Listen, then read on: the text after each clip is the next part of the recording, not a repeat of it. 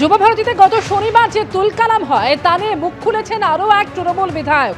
বলাগড়ের বিধায়ক মনোরঞ্জন ব্যাপারী তিনি এই নিয়ে একটি পোস্ট করেছেন এবং ছবি পোস্ট করে আক্ষেপ এর কথা জানিয়েছেন মনোরঞ্জন ব্যাপারী।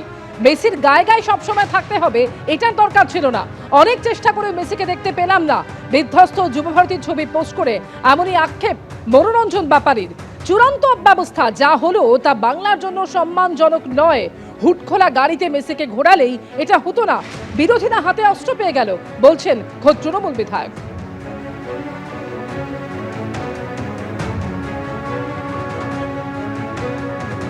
চূড়ান্ত অব্যবস্থা, দর্শকদের চূড়ান্ত বিশৃঙ্খলতা, সবটা মিলিয়ে যেটা হলো বাংলার পক্ষে, বাঙালির পক্ষে খুব সম্মানজনক কিছু হলো না। যদি একটু একটা হুটখোলা গাড়িতে একটুখানি মেসিকে মাঠের চারদিকটা একটু ঘুরিয়ে দিতেন, পায়ে চারটে বল দিতেন, চারটে লাথি মেরে চারদিকে চারটে বল ফেলে দিত, মানুষের মধ্যে আর এত ক্ষোভ জমা হতো না।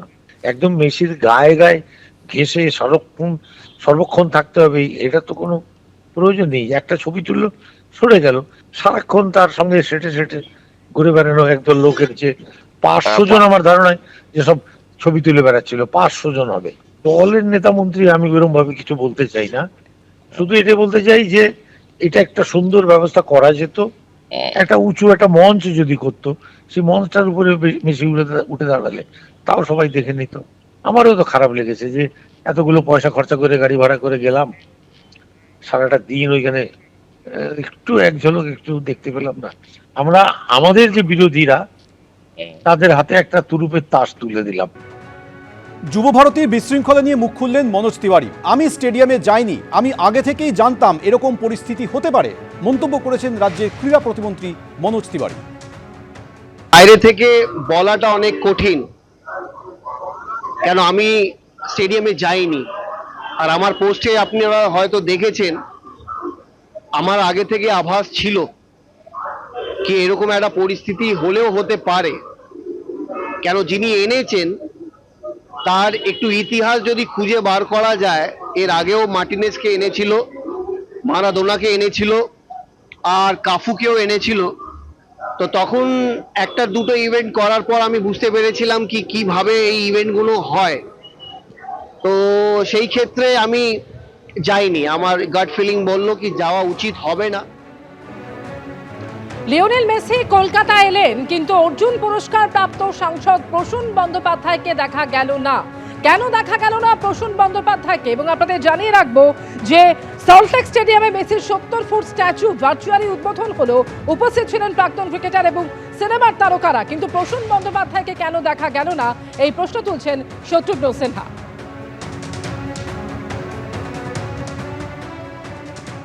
এখনো আজ ফুটবলার, এখনো ইন্টারন্যাশনাল প্লেয়ার, আমার কত জায়গা ছিল ভাই, আমি বুঝতেই পারলাম না, দুঃখ পেয়ে গেলাম। কি করব, আমাদের সম্মান আছে তো, এরকম সব অনেক আছে।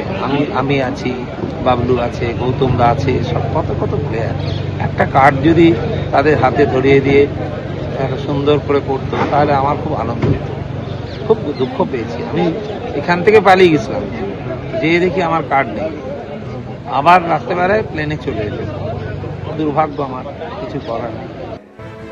একেবারে ঘটনার দিন থেকে আপনারা জানেন যে পুলিশের ভূমিকা নিয়ে বারবার প্রশ্ন উঠতে শুরু করেছিল। পুলিশের নিষেধাজ্ঞাকে বুড়ো আঙুল দেখিয়ে কিভাবে জলের বোতল ভেতরে ঢুকেছিল এই প্রশ্ন সামনে এসেছিল। এই জল বিতর্কে এবার আজব সাফাই দিয়েছে পুলিশ। পুলিশের তরফ থেকে যেটা জানানো হয়েছে, সূত্র মারফত জানা যাচ্ছে যে রাতের অন্ধকারে পুলিশের নজর এড়িয়ে জলের বোতল এবং খাবার ঢোকানো হয়েছিল। সকালে নজর এলেও তখন আর বাধা দেওয়া হয়নি। যুবভারতী কাণ্ডে বিতর্কের মুখে এই আজব সাফাই দিয়েছে পুলিশ, সূত্র মারফত জানা যাচ্ছে। এখন প্রশ্ন হচ্ছে যে 8 বছর ধরে যুবভারতীতে জলের বোতল নিয়ে প্রবেশ নিষিদ্ধ ছিল। মেসি শোয়ের আগের দিন স্পষ্ট বিধাননগর পুলিশের তরফে সাংবাদিক বৈঠক করে জানিয়ে দেওয়া হয়েছিল যে জলের বোতল নিয়ে প্রবেশ নিষিদ্ধ। তারপরেও পুলিশের নজর এড়িয়ে কিভাবে ঢুকে গেল এত হাজারে হাজারে জলের বোতল, প্রশ্ন উঠতে শুরু করেছিল। তারই মাঝে পুলিশের এই আজব সাফাই যে পুলিশকে না জানিয়ে রাতের অন্ধকারে জল এবং খাবার ঢোকানো হয়েছিল, সকালে নজর এসেছিল কিন্তু তখন আর বাধা দেওয়া হয়নি।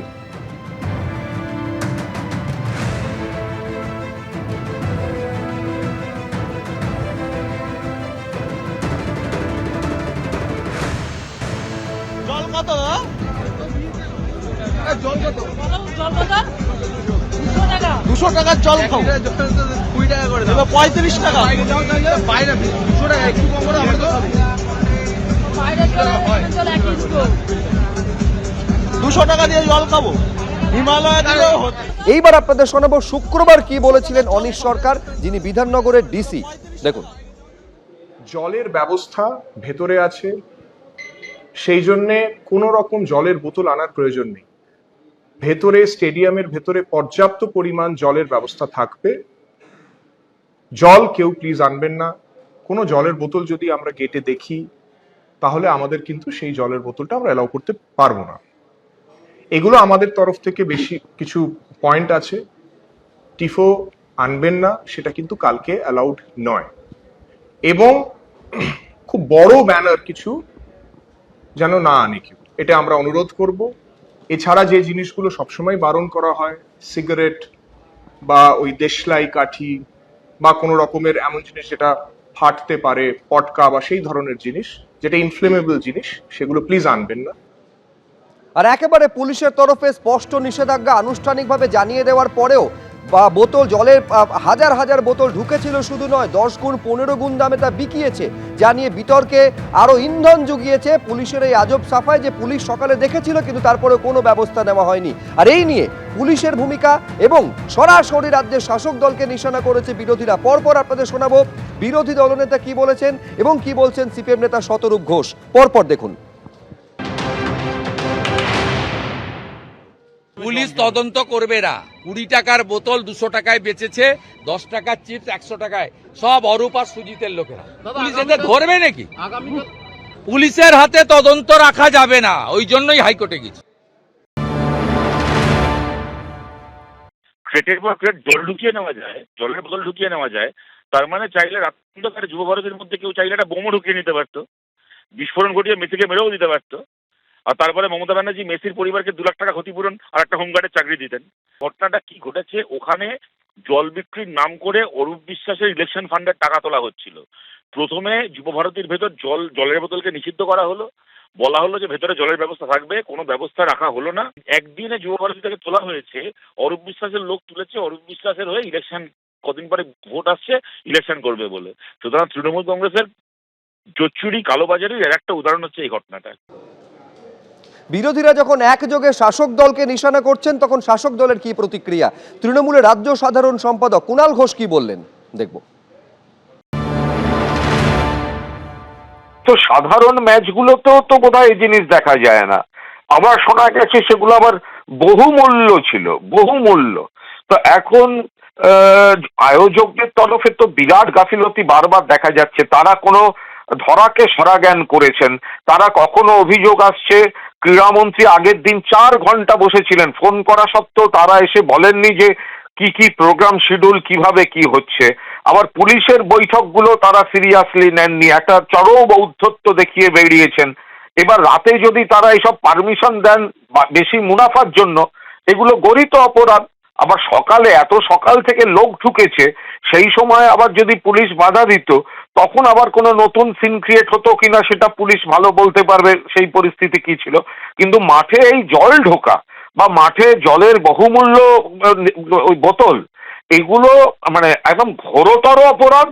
মানে যে বা যারাই করে থাক বা যাদের নজরদারিতে গাফিলতি থাক, এটা তীব্রভাবে নিন্দাযোগ্য এবং যারা এর জন্য দায়ী তাদের আইডেন্টিফাই করে ব্যবস্থা নেওয়া উচিত।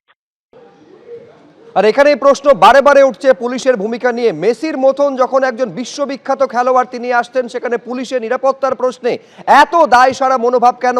কেন নিরাপত্তার সঙ্গে আপোষ করা হলো? পুলিশের ভূমিকা নিয়ে প্রশ্ন উঠতে শুরু করেছে। প্রাক্তন পুলিশ কর্তা সলিল ভট্টাচার্য কি বলছেন দেখুন। প্রত্যেকটা গেটে সিকিউরিটি ছিল না, প্রত্যেকটা গেটে পুলিশ গার্ড ছিল না, পুলিশ অ্যারেঞ্জমেন্ট হয়নি, তখন কেন আটকালো না? যে জলের বোতল নিয়ে যাওয়া হচ্ছে, যখন ঢুকে যখন র্যাম্পেন্ট যখন বিক্রি হচ্ছে, যখন ব্ল্যাক হচ্ছে জল, খাবার বিক্রি হচ্ছে, তখন তো কিছু অ্যাকশন নিল না। যখন র্যাম্পেজ হয়ে গেল, যখন গন্ডগোল হয়ে গেল, যখন মেসি 8 ঘন্টা থেকে যখন থাকতে পারলেন না, একটা গ্লোবাল আইকন সে লোকটা যখন পালিয়ে পথ পাচ্ছে না, তারপরে পুরো জিনিসটা পুরোটা প্যান্ডেমোনিয়াম হয়ে গেল। সারা বিশ্বে একটা ভারতবর্ষের নাম, পশ্চিম বাংলার নামে একটা কালো দাগ পড়ে গেল। এখন বলছে এখন পুলিশ রিট্রিট করছে, ব্যাকআউট করছে। ডিসি তো পরিষ্কার পিসি করেছেন, পিসিতে পরিষ্কার বলেছেন যে আমরা কোনো জল বা কোনো জলের বোতল নিয়ে কেউ যাবেন না, অন্যান্য কিছু নিয়ে যাবেন না, তো বলেছেন তো সেটা। তা এখন ব্যাকআউট করার তো কোনো অর্থ হয় না, রিট্রিট করছে তার মানে পুলিশ।